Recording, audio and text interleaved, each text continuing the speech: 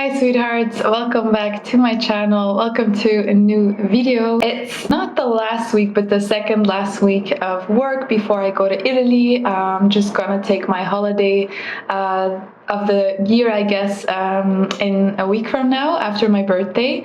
So I guess this is also gonna be my last video for, I guess, like 3 weeks now, because next week Friday is when I am going to a festival to celebrate my birthday, and then the weekend after that is like my birthday and also leaving for Italy, which is where I'll be going. So I wanted to make sure I have like a little extra video for you guys to just get through the next couple of weeks. And I was thinking about like what kind of I could give you guys today, and I realized that I'd never really done a video explaining what DPDR actually is, like what actually happens, not with like the existential side of it, not the existential questions, but when you experience symptoms of DPDR. I know some of you might know exactly what happens, but it is always interesting to know what exactly it's about, because knowledge is power. And I always thought I did have a video about it, but I realized that it was kind of the introduction in my recovery course where I like explained the whole thing. So I thought it was time for me to make a video about this, because as I said, when you know what is actually happening, it becomes much easier to practice acceptance, and acceptance, as I've talked about before, is one of the key elements in your recovery process. So if you guys are ready for it, let's dig into discovering what DPDR is and what happens in your nervous system when you experience depersonalization and derealization. So the best and the easiest way to explain what DPDR is to paint a little picture. Say that you are a hunter-gatherer and you're walking around in the woods like thousands of years ago, 10,000s of years ago. I'm really bad at history, so it's somewhere there in the past when we were basically still scavenging for food and hunting around. Say that you walk eye to eye with a bear in the mountains somewhere. You're looking for fish or food, and there's this big bear in front of you all of a sudden. Now, your first response will be to either fight or run away from the bear. So if the bear is there and you have like armor or something to fight the bear with, your response will be to attack it. Your response will be to fight the bear. However, if you cannot fight the bear, and also maybe you can't run from the bear anymore because it's faster than you, it's catching up with you, it's almost there and there's no way to go anymore, the only thing your nervous system, which is where the fight or flight response is based basically, can do to protect you is to dissociate. So evolutionary speaking, the dissociation response, which is our experience of zoning out of reality, our experience of disconnecting from reality, comes from when we can't fight danger anymore, or when we can't run away from danger anymore. At least if danger attacks us, we'll be able to not feel the pain of that bear attacking us as much. And so that is basically what this derealization, depersonalization, or dissociation in general is caused by.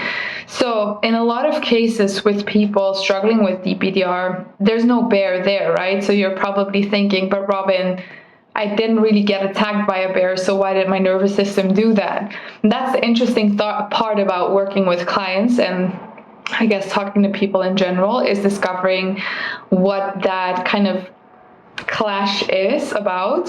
For people, for example, that struggle with existential fears, I was one of them, that kind of was causing the DPDR. You kind of have to think about it like this. So say that you are afraid of existence as it is. Say that you've had an existential fear in your mind. Say that you're afraid of death. You suddenly become aware of death. Then it's normal that when thinking about death and fearing it, we can't fight death. We also can't run away from death. So what's the only thing that our nervous system can protect us with still is to completely create a dissociation and a disconnected experience from life. So that's what happened to me. That first moment in the airport in Greece, I'd been obsessing over death for weeks at that time.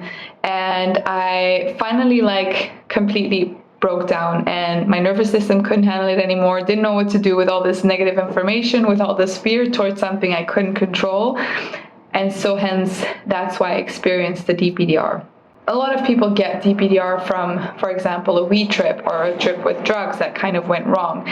Very similar in that experience. You have a trip, you take weed or anything else. People that have a bad trip, what might happen is they feel scared of the trip. They feel scared of their perception of reality and they want to escape that trip, but they can't. They can't fight the feeling. They can't run from the feeling. So what is the nervous system left with to do?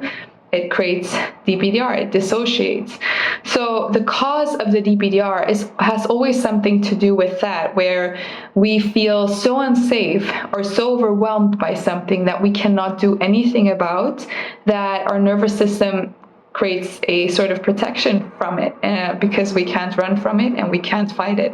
DPDR is always a response to incredible stress, an incredible sense of unsafety, a traumatic event that might have happened, or a general pattern of anxiety or fear that has been present for a longer time, finally basically coming to a sort of outburst. And it always has to do, therefore, with a sense of unsafety towards something that you can't fight or can't run from. In my case, it was existence, which it is for a lot of people. It might also have been, for example, your own emotions. A lot of people experience DPDR because they had a panic attack or because they had a first kind of DPDR episode and they got so afraid of themselves. But again, you can't run from yourself and you can't fight yourself. So what's left for the nervous system to protect you with? Again, it's the DPDR. So how do you navigate that? How do you overcome that? Well, the whole principle that you have to figure out is, first of all, DPDR is quite helpful in certain situations. So if I am being attacked by a bear, I am thankful for my nervous system wanting to protect me from that pain by creating that dissociation, right? So the DPDR in and of itself is not the problem. The dissociated experience in and of itself is not the problem. The problem is subconsciously your brain thinks something is constantly threatening you, which you can't fight, you can't run from. And so the core of it is your subconscious, your brain needs to understand that the thing it's trying to protect you from is actually nothing to be scared about. And so the core of it is you have to make yourself feel safe with these things again, which is why you have to make yourself feel safe again with existence. Existence is not unsafe. It's our perception towards it that makes us feel unsafe. Your emotions are not unsafe. For a lot of people, this is a big one. They get traumatized from their own experience with anxiety or panic attack or DPDR, which makes them shoot into DPDR even more. You have to understand that your emotions are safe, that DPDR is safe, that it's not dangerous to experience discomfort.